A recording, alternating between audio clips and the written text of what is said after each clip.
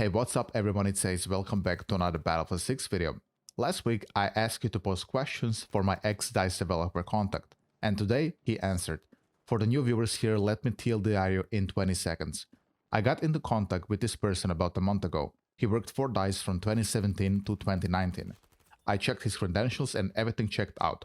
So if you don't want to miss out insider videos like this, then make sure you're subscribed.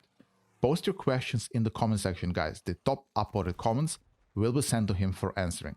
But please keep the topics relevant to Battlefield and development things. With that out of the way, let's move to the top upvoted comment from last week, which comes from Underfunded Inc. And he asked, whose idea was it for specialists and were they fired? Here's the answer on the screen for you, man. Alan Kurtz pushed for specialists in Battlefield 2042.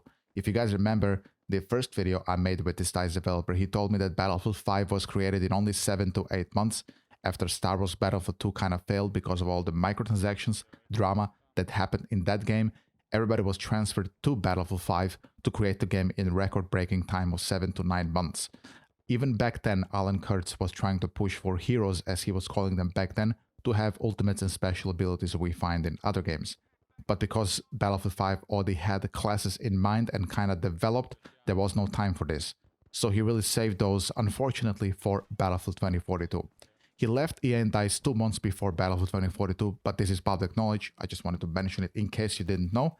The problem is that people he hired still work at EA and DICE. And those people, now that a couple of years have passed, are probably promoted, so some of their ideas are probably still remaining from Alan Kurtz's era, I guess. Since Alan Kurtz hired these people, they're probably aligned with his ideology for Battlefield. But as we learned from the Insider article last week, DICE Sweden doesn't really have a big say in the development of Battlefield 6, so I don't think this is a huge problem. He was basically the big boss of Battlefield 5 and Battlefield 2042. Our second top upvoted comment comes from Sam Sansanity, and he asks, how involved or influent are shareholder demands or expectations in the development process regarding monetization, skill ceiling, matchmaking, lack of server browser, BR implementation, and post-launch support? Do these shareholder expectations clash with developer sentiment in any meaningful way? It seems that shareholders within EA and DICE have no real say in the way things are going to work in a Battlefield game. A concept will get pitched to EA, and then the first thing EA will do is going to check how much money that concept is going to make them. And if it's not going to make them any money, they basically immediately nuke that concept and then tell the lead shareholders that it's not going to happen, if they tell them in the first place at all. So let's say we take some of the issues that we have with Battlefield 6, where there's no server browser, there's no class lock weapons, or any of these big community concerns.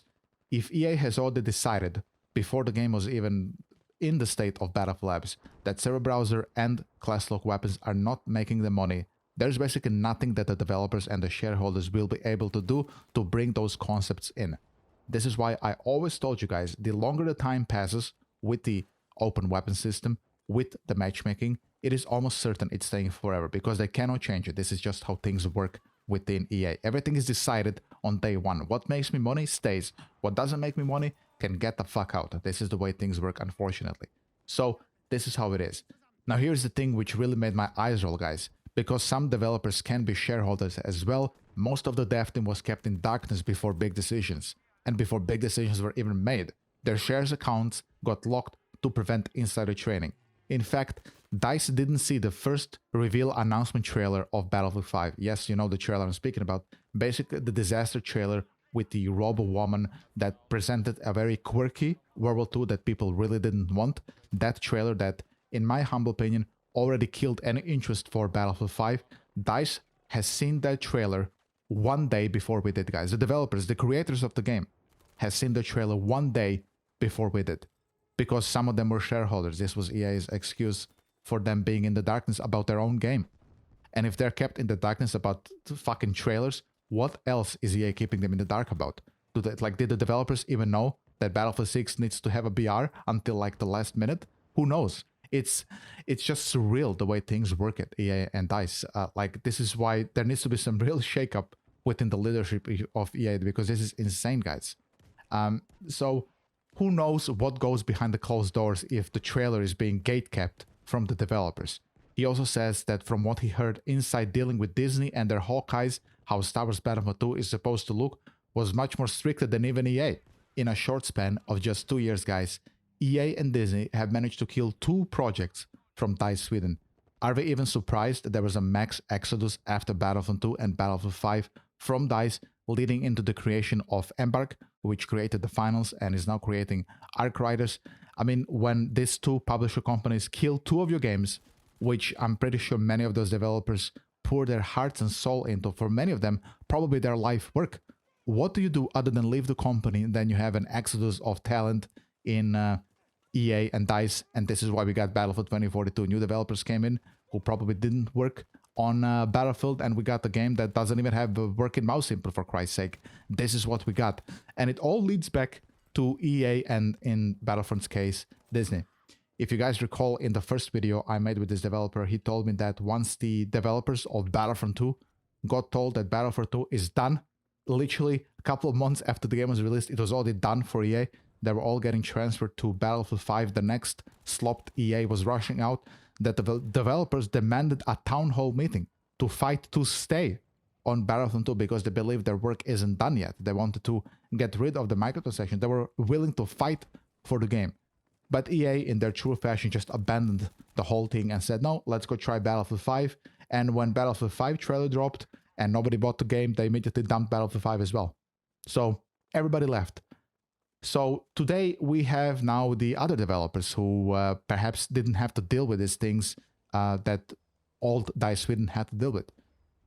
But yeah, this is unfortunately the sad reality of video game development within Battlefield Studios. And now we hear that they don't even have a real say in the way things are gonna work in Battlefield 6, meaning DICE Sweden. And that basically sums up today's video, guys. If you were new here and if you want your questions to be answered by this ex-DICE developer, then leave them in the comment section.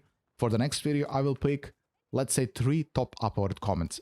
And make sure that your comments are about Battlefield, they're about game development within DICE, and maybe other questions which are related, you know, to Battlefield and EA and DICE. And then I will make a video. Top 3 upvoted comments. Make sure that the comments are also structured well and are easy to understand, so we don't waste our time figuring out what the hell they just say.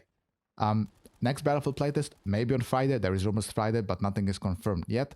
I will definitely see you guys on Wednesday with the video, but on Friday I'm hoping for some new leaks to talk about. Until then, I will see you. Take it easy. Have a great day. If you enjoyed watching the video, as usual, leave a like and a comment, and subscribe if you were new here. Have a great day, guys, and I'll see you on Wednesday. Take it easy. Bye-bye.